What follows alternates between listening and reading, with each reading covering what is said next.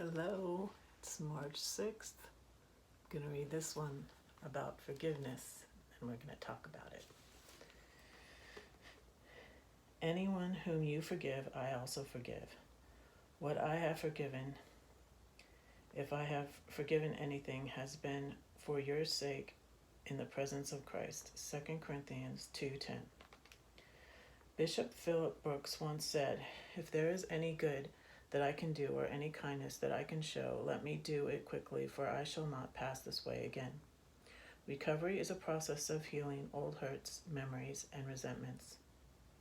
Steps 8 and 9 should not be delayed too long, since they exist to drive out the old poisons of the past. I'll read the steps after this one, okay, too. A woman in recovery said, "In this life, if you have anything to pardon, pardon quickly. Slow forgiveness is little better than no forgiveness." Real cleansing forgiveness is a forgetting, a real canceling out of the past. When a hurt is forgiven, it is as if it never happened. It is gone, forgotten as a dream, never to return. That's interesting. I'll come back to that. What is the way to such forgiving and forgetting? The method best used is the apology. Its usefulness is immense, as someone once said. An apology is a friendship preserver, costs nothing but one's pride, always saves more than it costs, is a device needed in every home. Apologies from the core of steps 8 and 9 are essential to lasting recovery. O forgiving Lord, quickly drive out from my heart all resentments, so that I forget and forgive, and so that I apologize as I remember. Amen. But so I want to talk about this because several things occurred to me when I read this today.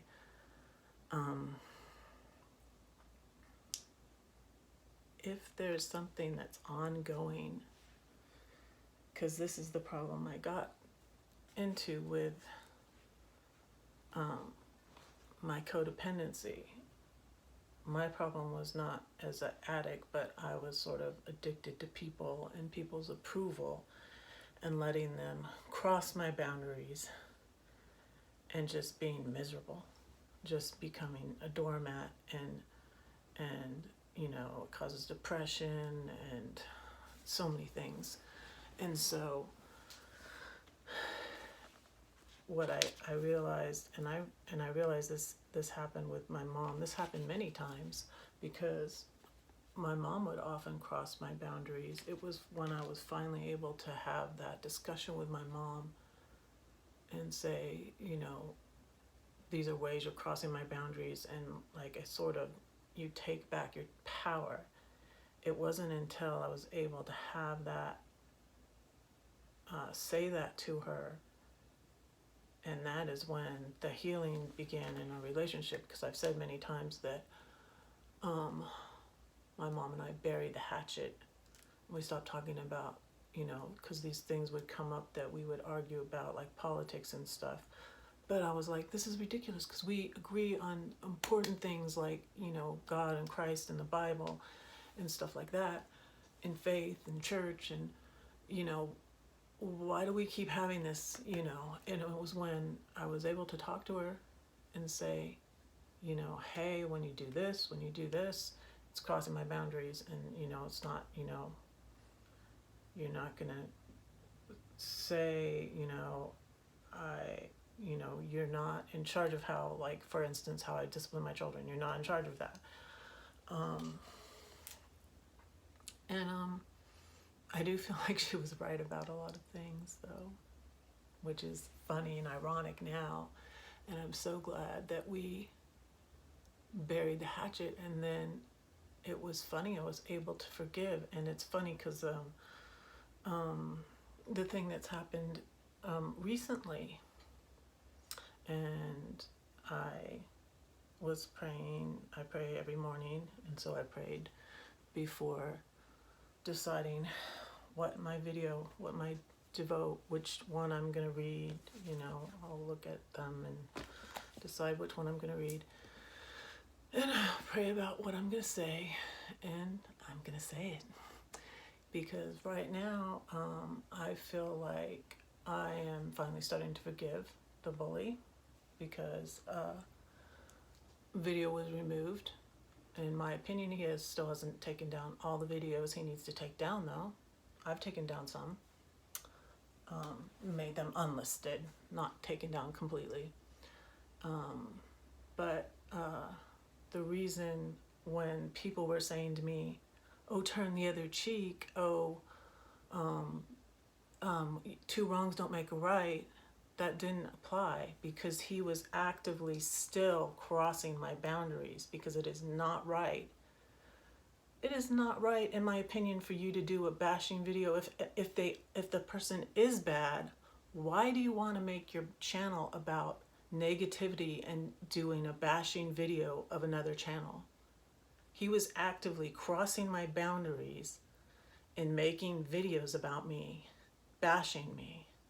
So that needed to stop. And the way I found out that I could stop that is saying, I will sue you. I am not kidding. I will get a lawyer and you will be sued because that is slander. I will not have you crossing my boundaries. And so since I said that, and since he made his latest video unlisted, I felt like I don't hardly think about it anymore. I feel like I'm finally able to forgive it because I would think about it as long as the video's up there. I feel like I'm finally starting to forgive. And so like you can't say to another person who's actively being bullied, oh, turn the other cheek. And besides, that is, to someone being bullied, that is the worst possible advice, in my opinion, that you can give them, is to turn the other cheek. It's just the worst. So that really helps with forgiveness. And that's how I was able to forgive my mom when she stopped crossing my boundaries. Because it's like, how do you forgive someone? Because that's what my thinking was with my mom. And I was like, this is hard because it continues. And I'm going through a situation now where, I feel like I'm saying my boundaries are being crossed. I feel like when I stop the boundaries from being crossed, I feel like I'm taking back my power. It's like, I will not be a victim and be a doormat anymore. That's it. And yeah, I'll forgive you, but first it needs to stop. The boundaries being crossed need to stop. And then the forgiveness comes.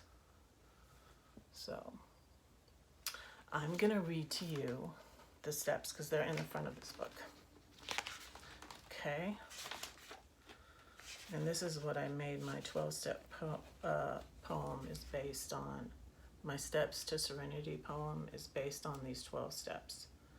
Number 1 is we admitted we were powerless over, for me, codependency, alcohol, sin, whatever your addiction is, that our lives had become unmanageable. That's 1. 2, came to believe that a power greater than ourselves could restore us to sanity. 3, made a decision to turn our will and our lives over to the care of God as we understood him. 4, made a searching and fearless moral inventory of ourselves. 5, admitted to God, to ourselves, and to another human being the exact nature of our wrongs. 6, we're entirely ready to have God remove all these defects of character. 7, humbly asked him to remove our shortcomings. 8, made a list of all persons we had harmed and became willing to make amends to them all. 9, made direct amends to such people whenever possible, except when to do so would injure them or others. 10, continued to take personal inventory and when we were wrong, promptly admitted it. 11, saw it through prayer and meditation to improve our constant contact with God as we understand Him, praying only for our knowledge of His will for us and the power to carry that out. 12. Having had a spiritual awakening as a result of these steps, we tried to carry this message to alcoholics and to practice these principles in all our affairs. And it says the 12 steps were reprinted with permission of Alcoholics Anonymous World Services Incorporated. The interpretations of the 12 steps are the authors and not Alcoholics Anonymous. And that's in Letting God by A. Philippar. Y'all, have a great Sunday. I'm going to go swimming. Bye.